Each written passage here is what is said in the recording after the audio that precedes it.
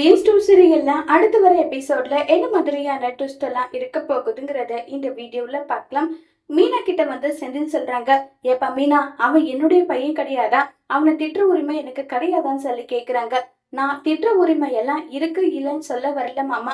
அவர் ரொம்பவே மனசு ஒன்று போயிருக்காரு. திரும்ப திரும்ப அவரோட மனசை நோக்கடிக்கிற மாதிரி நீங்க பேசுறது எல்லாருக்குமே கஷ்டமா இருக்கு. எல்லாரும் முன்னாடி அவரை திட்டாதீங்கன்னா சொல்றேனே தவிர வேற எதுவுமே நான் சொல்லலன்னு சொல்லி ஃபீல் பண்ணி பேசிட்டு இருக்காங்க.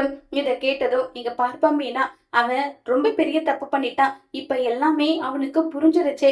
அப்பா இப்படி கேக்குறாங்க, வீட்டுல இருக்கவங்க எல்லாரும் நம்மளை இப்படி நினைக்கிறாங்கன்னு சொல்லிட்டு யாரு கோடிக்கணக்கா லஞ்சம் எடுத்துட்டு வந்து கொடுத்தாலும் நமக்கு தன்மானம் சுயமரியாதை தான் முக்கியம்னு சொல்லிட்டு அந்த பணத்தை ரூபாய் கூட தொடமாட்டான். நான் என்ன அவனை சந்தோஷப்படுறதுக்காக திட்டிட்டு இருக்கேனா, அவன் திருந்தணுன்றதுக்காக தான் திட்டிட்டு இருக்கேன்னு சொல்லிட்டு இருக்காங்க. உடனே கதிர் அந்த இடத்துக்கு வந்து, நீங்க பேசுறது எல்லாமே சரிதான். அத அன்பா பாசமா அண்ணனுக்கு புரிய வச்சா அண்ணனுக்கு புரியாதா?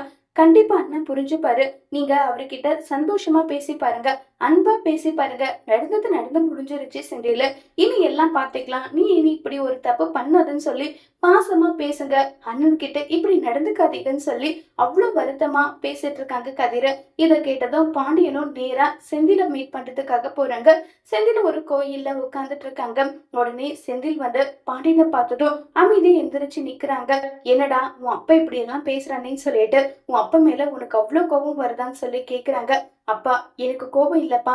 உங்களை கஷ்டப்படுத்திட்டேன், காயப்படுத்திட்டேன், உங்களை தலை குனி வச்சுட்டேன். அதுக்காக நீங்க என்ன திட்டுறது எல்லாமே என்னால ஏத்துக்க முடியுது. ஆனா எல்லாரும் முன்னாடியும் திட்டுறதான் என்னால ஏத்துக்க முடியலப்பா. நான் தப்பு பண்ணிட்டேன். அதை சரி பண்றதுக்கு என்னால முடிஞ்ச முயற்சி பண்ணிட்டு தானே இருக்கேன். உங்க காலில் விழுந்து கூட மன்னிப்பு கேட்டுட்டேன். அப்பயும் என் மேல எதுக்காகப்பா உங்களுக்கு இப்படி ஒரு கோவம்னு சொல்லி வருத்தப்பட்ட செந்தில் பேசுறாங்க. சரிடா, இனி நானும் உன்னை திட்ட மாட்டேன். கடைக்கு வந்து ஒத்தாசியே இரு. கண்டிப்பா உனக்கு வேலை கிடைக்கிறதுக்கு நான் என்ன பண்ண முடியுமோ அது எல்லாம் பண்றேன். இனி இப்படி ஒரு தப்பு பண்ண மாட்டேன்ல, சத்தியமா பண்ண மாட்டேன்ப்பா. இனி லஞ்சன்ற பேரை கூட நான் எடுக்க மாட்டேன்னு சொல்லி செந்தில் வந்து பாண்டியன் கிட்ட மன்னிப்பு கேக்குறாங்க.